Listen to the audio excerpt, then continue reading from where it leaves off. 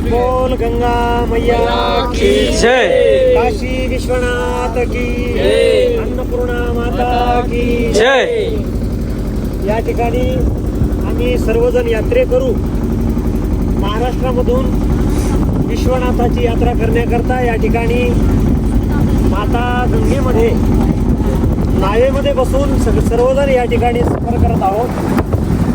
आणि नमो घाटापासून ते 80 घाटापर्यंत या सगळ्या 84 घाटाचं दर्शन आम्ही सर्व यात्रेकरू मनोभावे आणि अंतःकरणपूर्वक या ठिकाणी करण्याकरता माता गंगेमध्ये या ठिकाणी प्रवास करत आहोत.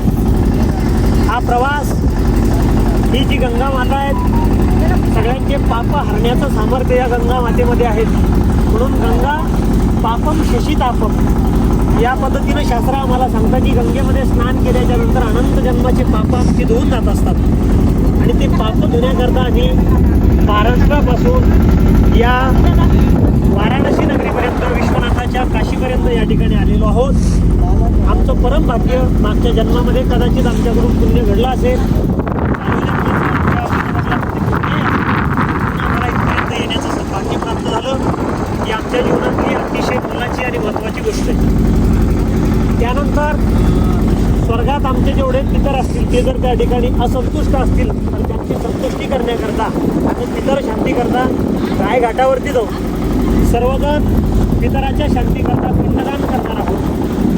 आता सर्वात पहिले आपण नमो घाटापासून सुरुवात करणार आहोत. या गंगा मैयाचा जर इतिहास पाहिला तर राजा भगीरथाकरता भगीरथच्या प्रयत्नानं ही गंगा माता स्वर्गातून इथपर्यंत अवतीर्ण झालेली. कारण ती भागीरथाच्या प्रयत्नानं या भूतलावरती अवतीर्ण झालेली. हिमालयापासून निघाली तर सागरापर्यंत त्या ठिकाणी जाऊन पोहोचली. अशा या गंगेमध्ये सगळ्यांना स्नान करण्याचा हा सदयोग प्राप्त झाला हे आमचं सगळ्यांचं सौभाग्य. बोल गंगा मैया की जय.